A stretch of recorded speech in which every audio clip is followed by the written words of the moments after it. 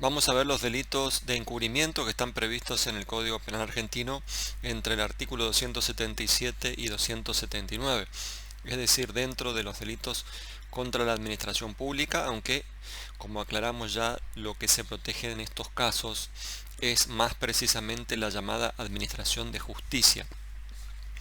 Bien, el encubrimiento no es, aunque parezca, no es una forma de participación criminal. En todos los casos de encubrimiento, una persona interviene de algún modo en la comisión del delito de otro, pero lo que ocurre en el encubrimiento, a diferencia de las distintas formas de participación criminal, como la instigación, participación necesaria o simple complicidad, en el encubrimiento ocurre que no existe una promesa previa de colaboración entre el encubridor y hacia los autores principales, y la conducta del encubridor ocurre con posterioridad a la comisión del delito. Por eso, no se considera una forma de participación criminal, sino que se considera un delito independiente. Además, vamos a ver que en el texto del artículo 277 expresamente se requiere como un elemento o requisito condición fundamental que se trate de una persona que no haya participado en el delito anterior. Entonces, la gran diferencia, y sobre todo con la simple complicidad entre el encubrimiento y la forma de participación, es esa: no hay una relación de causalidad o una conexión causal entre el encubrimiento, porque el encubrimiento viene después. Pero aclaro que dentro de las formas de participación criminal, la simple complicidad, hay una manera de colaborar con los autores del hecho delictivo que se produce por un acto posterior, pero en ese caso se requiere la promesa previa. Entonces, si no hay una promesa previa, no puede existir esa participación criminal, y si el autor entonces actúa con posterioridad al hecho principal, va a ser encubrimiento, siempre que se den los requisitos que vamos a ver de los distintos supuestos de encubrimiento. Bien, hay dos requisitos entonces fundamentales en el delito de encubrimiento. Primero, es necesario que exista un delito previo que se haya cometido. A eso se le llama también requisito positivo. Y el segundo es que el autor del encubrimiento no haya participado en ese hecho previo, que es el que se va a encubrir. A esto se le llama requisito negativo, no haber participado. Ese delito que se encubre, que de alguna manera se va a ocultar a la investigación de la justicia, ese delito previo puede ser doloso o puede ser culposo,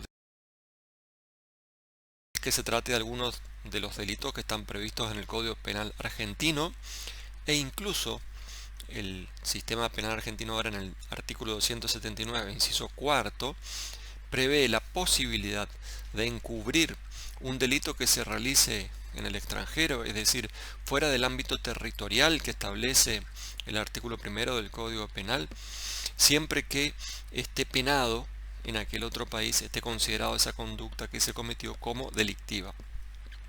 Esto debería considerarse una excepción a esa idea de que el bien jurídico protegido es la administración de justicia, porque si sancionamos también penalmente el encubrimiento de un delito cometido en el extranjero, no hay en ese caso ninguna afectación a la investigación del delito por parte del Poder Judicial argentino. En todo caso, se estaría afectando la investigación del Poder Judicial de otro Estado. Parecería que más la justificación de ese inciso cuarto del artículo 279 tiene más que ver con la cooperación internacional en la investigación de los delitos. Bien, el artículo 277 establece en 4 incisos diferentes distintos supuestos. A su vez, cada uno de ellos se divide también en subincisos, distintos supuestos de casos de encubrimiento.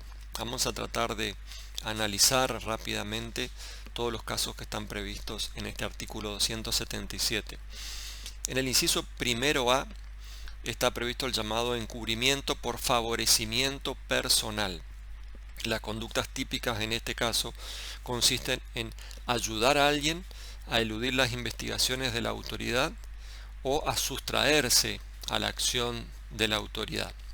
Se entiende que en este caso el autor del encubrimiento lo que hace es ayudar a una persona a eludir la investigación judicial. Por ejemplo, lo esconde en su casa al autor del hecho anterior.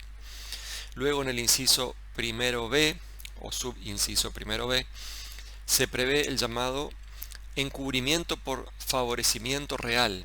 En este caso, la acción del encubridor, del autor del delito de encubrimiento, recae ya no sobre la persona, no vamos a esconder al autor del delito, como en el supuesto anterior, sino que recae sobre las cosas. Lo que se hace en este supuesto del inciso primero B es hacer desaparecer, alterar, ocultar los rastros, pruebas o elementos del delito. Por ejemplo, se esconde el arma utilizada o se esconde la cosa robada por el autor. En el inciso primero C está previsto el llamado encubrimiento por receptación en la forma dolosa. Vamos a ver que también hay en el inciso segundo una forma culposa de esta misma figura penal. En este caso, la conducta es adquirir, recibir u ocultar las cosas que provienen de un delito. La adquisición significa la obtención a título oneroso, gratuito, es decir, la compra de esa cosa que proviene del delito. La recepción significa recibir, sí, tomar la cosa, objeto del delito, pero sin que se transmita la propiedad de esa cosa, como en el supuesto de la adquisición. Y la tercera modalidad es el ocultamiento, es decir, esconder la cosa de modo que la autoridad judicial o policial que investiga el delito anterior no pueda encontrarla. En el inciso primero D está prevista la forma de encubrimiento que se llama omisión de denunciar. En este caso aclaremos que no todas las personas tenemos la obligación de denunciar la comisión de cualquier delito, pero sí hay personas que tienen la obligación especial de denunciar ciertos delitos. Por ejemplo, los funcionarios públicos. Ejemplo, el médico de un hospital público que está de turno y recibe a una persona que ha sido víctima de una golpiza, que tiene lesiones graves. Ese médico tiene en principio la obligación de denunciar ese hecho delictivo que conoce en ocasión de sus funciones. El juez que conoce en ocasión de sus funciones la posible comisión de un delito por parte de un abogado, por ejemplo, tiene la obligación también de denunciar. Es decir, los funcionarios públicos en principio tienen obligación de denunciar en algunos casos que conozcan en ejercicio de sus funciones. Esto está establecido generalmente en los códigos procesales penales y entonces a esos supuestos se refiere el Código Penal en este delito de omisión de denunciar. Pero también hay casos especiales de leyes específicas que obligan a sujetos particulares, no a funcionarios públicos, a particulares, a denunciar ciertos hechos que tomen conocimiento por las funciones que ejercen. Por ejemplo, en la ley 26.061 se obliga a los miembros de determinados establecimientos educativos a denunciar a ciertas autoridades de la vulneración de derechos a los niños, niñas y adolescentes. También hay una ley que es la 26.485, según el artículo 18 de esa ley, se obliga a las personas que se desempeñen en servicios asistenciales, sociales o educativos a denunciar un hecho de violencia contra las mujeres a fines de preservar obviamente los derechos de esa persona agredida en sus derechos fundamentales. Entonces, si hubiera una ley específica que obliga a ciertas personas, aunque no sea funcionario, a realizar la denuncia, puede ser que también en esos casos estemos en presencia de este delito en caso de la omisión de denunciar. Luego, en el inciso primero E se prevé el delito de aseguramiento o ayuda a asegurar el producto o provecho del delito. Se entiende por producto del delito lo obtenido por esa acción ilícita, por ejemplo, el teléfono celular robado. El provecho es lo que se ha obtenido con ese producto. Por ejemplo, el que robó el teléfono lo vendió, y entonces ahora en vez del teléfono tiene dinero, y el encubridor lo que oculta es ese dinero, ¿no? O ayuda a asegurar el aprovechamiento de ese dinero. El supuesto del inciso segundo del artículo 277 prevé lo que se llama el encubrimiento por receptación sospechosa, o algunos le llaman receptación atenuada, algunos le llaman también receptación culposa, ya tomando partido por la interpretación que debe hacerse de este supuesto. Lo cierto es que en este inciso segundo del artículo 277 se disminuye el mínimo de la escala penal en relación al artículo 277 inciso primero, porque en el 277 inciso primero, en realidad en todos los supuestos del 277, se trata de delitos dolosos. O sea, el autor tiene que saber que está ocultando a la persona que cometió el delito, ocultando la cosa, etc. Pero siempre tiene que saber que esa cosa proviene de un delito anterior. Tiene que actuar con dolo. En el caso del 277, inciso segundo, en cambio, no se exige dolo. Acá se habla, el texto legal habla de los casos en que el autor podía conocer la ilicitud o el origen, se refiere al hecho anterior delictivo. Pero entonces, en este caso, no es necesario que conozca efectivamente. Se discute en la doctrina penal si este 277, inciso segundo, se aplica a los casos de culpa. Esa es una primera posición. Si se aplica a los casos de dolo eventual, esa sería una segunda posición. E incluso hay una tercera que dice que este 277, inciso segundo, se aplica tanto a los casos de dolo y a los casos de culpa. Bien, yo considero que lo más razonable y de acuerdo al texto legal, este artículo 277, inciso segundo, se refiere a los delitos, o sea, se refiere al caso culposo, es decir, al encubrimiento culposo. Cuando el autor no sabe, no tiene el conocimiento de que esa cosa que está recibiendo proviene de un delito previo, pero sin embargo podía haber sospechado que provenía de un delito previo. ¿Por qué podía haber sospechado? Bueno, porque se la está vendiendo a un precio vil, por ejemplo, se la está vendiendo muy barato, un precio que no es el precio del mercado, porque se la están vendiendo en un lugar donde, o de una forma en la que no es habitual comercialmente, por ejemplo, sin expedir una factura, en un lugar que no es un comercio, donde lo citaron por internet, por ejemplo, de manera sospechosa. Entonces, se trata de un supuesto culposo. Aclaro que hay autores que dicen que este sería un caso de dolo eventual.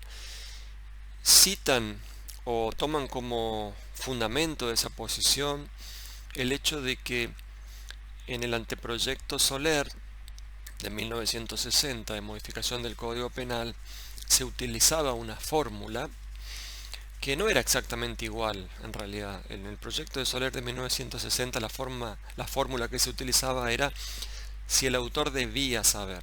En este caso se dice podía haber sospechado. Si de acuerdo con las circunstancias el autor podía sospechar que provenían de un delito. Esa es la fórmula que incorpora nuestra legislación por una reforma del año 2003, la ley 25.815. Por cierto, es una fórmula poco feliz y además extraña en nuestro sistema penal. En ningún lugar del código se utiliza una fórmula similar. Por eso hay tantas discusiones, tantas posiciones para tratar de interpretar qué quiere decir este artículo. Bien, entonces entiendo que se trata de la modalidad culposa. El autor no se representa los elementos del tipo objetivo, pero se los podría haber representado. En cambio, no habría delito ni siquiera de este 277 inciso segundo cuando el autor no podía suponer en el caso la existencia de un delito previo. Es decir, cuando se hubiera tratado de un error inevitable, porque eso es precisamente el error inevitable lo que excluye el dolo y la culpa. Entonces, si no hay posibilidades de prever en el caso que el autor tenía que sospechar que provenía de un delito, ni es dolosa ni es culposa. Por ejemplo, compra un teléfono celular en un negocio habilitado legalmente y que además corresponde con esa marca del aparato que está comprando.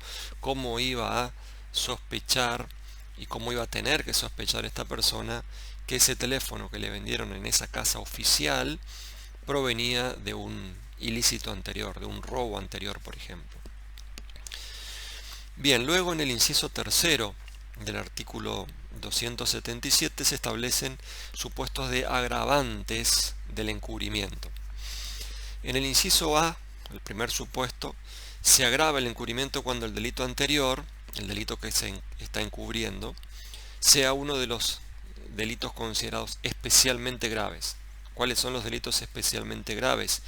Aquellos cuyo mínimo de la escala penal supere los 3 años de prisión. Aclaremos que en el aspecto subjetivo, en el dolo, es un delito doloso volvemos en el inciso tercero, volvemos a las formas dolosas. El autor tiene que conocer que ese delito anterior es un delito especialmente grave. No hace falta que conozca el encubridor que ese objeto proviene de un delito que sería exactamente el previsto en el artículo 165 del Código Penal argentino, por ejemplo. No se refiere a eso. El conocimiento que debe tener el autor es simplemente de las circunstancias fácticas esenciales de ese hecho. Por ejemplo, quien compra un teléfono celular a bajo precio, muy por debajo del precio del mercado, puede sospechar que ese es un teléfono robado, pero puede ser que no sepa que ha sido robado en un robo agravado por homicidio, por ejemplo. Supongamos que el hecho anterior cometido haya sido un hecho que encuadre en el artículo 165, que claro que tiene una pena más grave de estos 3 años, pero el autor simplemente, el autor del encubrimiento, cree que ha sido producto de un robo en general, un robo simple. Ese robo tiene una pena de un mínimo que es menor a 3 años. Entonces, en este caso, el autor que recibe esa cosa no tendría ese dolo del agravante. Por consiguiente, no se le podría imputar el encubrimiento agravado, sino solo el encubrimiento simple. Entonces, objetivamente, el hecho anterior tiene que ser un hecho especialmente grave, pero subjetivamente eso tiene que ser conocido por el autor. En el segundo supuesto, en el inciso B, se agrava el encubrimiento cuando el autor, o sea el encubridor, tiene ánimo de lucro, es decir, tiene una finalidad de conseguir un provecho económico para él o para un tercero. Independientemente de que después se consiga o no ese provecho económico, lo importante acá sí es el elemento subjetivo especial. Ánimo de lucro es un elemento especial distinto del dolo. Ese ánimo de lucro existe cuando el autor recibe la cosa con una intención de comercializarla después, o sea, venderla después a un precio mejor, por ejemplo, ¿no? En el tercer supuesto, en el inciso C, se agrava el encubrimiento cuando el autor, es decir, el encubridor, se dedicare con habitualidad a estos hechos de encubrimiento. ¿Qué significa habitualidad? Bueno, la reiteración de hechos delictivos de esta clase, encubrimiento, pero que además sean cometidos con una cierta proximidad temporal entre ellos. No sería habitualidad el caso de una persona que cometió un encubrimiento en el año 2000 y después vuelve a cometer el hecho que ahora se le imputa en el 2020, por ejemplo. Bueno, no, hay 20 años en el medio, eso no puede ser habitualidad, de modo que aunque no se establezca con precisión cuánto es el tiempo que el intervalo, ¿no?, temporal entre uno y otro hecho, está claro que esa habitualidad significa reiteración de hechos, pero dentro de un periodo temporal.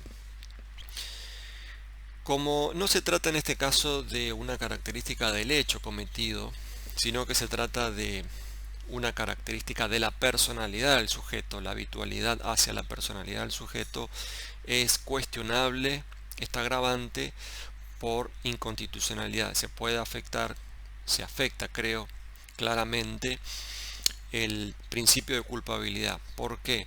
Porque se está aplicando derecho penal de autor y no derecho penal de acto. Es decir, el encubrimiento se agrava si esta persona es un autor habitual. Bueno, ahí estaría la afectación al principio constitucional. En el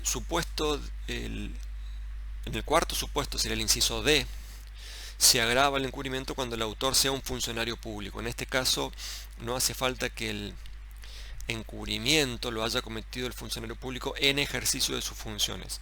Si lo comete en ejercicio de sus funciones, después vamos a ver que hay un agravante especial en el artículo 279, pero para que se aplique esta agravante simplemente basta con que se trate de un funcionario público, el autor. ¿Cuál es el motivo? Bueno, el motivo es que se trata de un delito contra la administración pública y el funcionario público se le va a exigir más que a cualquier otro particular. En la última parte de este inciso tercero se establece el modo de considerar las agravantes, de manera que no se multipliquen las escalas penales aplicables. Luego, en el inciso cuarto, vamos a encontrar una eximente de responsabilidad para ciertas personas que tengan con el autor a quien van a encubrir una relación muy estrecha, una de estas relaciones que están mencionadas en la ley.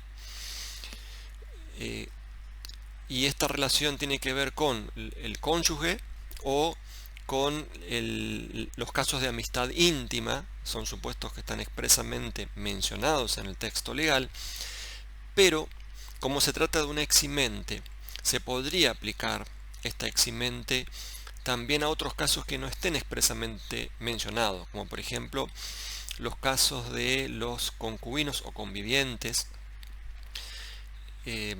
los casos de amigos, bueno, los amigos íntimos están mencionados expresamente, los casos de novios, por ejemplo, quien encubra a su novio o novia, no dice en el texto legal que están eximidos de pena, sin embargo, habría que aplicarlos también. De hecho, se los puede considerar bajo la fórmula genérica de la última parte que tiene el inciso cuarto, que habla de cualquier persona a quien se le debe especial gratitud. Pero tengamos en consideración que, como es una eximente de la pena, entonces no es que se aplica el principio de legalidad. El principio de legalidad se aplica como una garantía a favor del imputado, nunca en contra. Entonces, tratándose de una eximente, sí se puede hacer analogía en este caso. Sería analogía in bonam partem, por eso no estaría prohibida por el principio de legalidad. De modo que habrá que ver en cada caso particular. No es que se aplique para cualquier encubridor de cualquier conocido, pero habrá que ver si se da ese fundamento que tiene esta eximente, que tiene que ver con la relación, la estrecha relación entre esas personas, y entonces a partir de ahí el reconocimiento de parte de la ley penal de que en esos casos no se le puede reprochar la conducta que realizó. Hay una discusión en la doctrina penal si se trata de una excusa absolutoria, así lo entiende la mayoría de la doctrina de excusa absolutoria, y hay un sector minoritario que habla de exclusión de la atribuibilidad para aquellos que acepten esta categoría dentro de la teoría del delito. Lo que se excluye es la atribuibilidad y no se trataría simplemente de excusa absolutoria. Luego, en el artículo 277 bis y 277 ter hay casos de encubrimiento especial, que son los encubrimientos de abigeato. En el 277 bis, para el funcionario público, que violando los deberes que le corresponden o abusando de sus funciones, intervenga o facilite el transporte, comercialización o mantenimiento de ganado, despojos, productos obtenidos. Es un delito doloso, el autor tiene que saber el origen de esas cosas en las que está interviniendo para el transporte, faena, etc. El 277 ter es un encubrimiento culposo, y acá ya no se refiere el Código Penal a los funcionarios públicos, sino que se refiere a los sujetos del 167 quater, y esos son los sujetos que se dedican a la crianza, cuidado, faena, elaboración, comercialización o transporte de ganado. Las conductas típicas en este caso son las mismas que están previstas en el artículo anterior, o sea, intervenir o facilitar el transporte, faena, comercialización o mantenimiento de ganado. La gran diferencia también es que en este caso no se exige dolo, sino imprudencia o negligencia. Finalmente, en el artículo 279 vamos a encontrar reglas que se refieren a la equiparación de la sanción penal. Entonces encontramos distintos supuestos.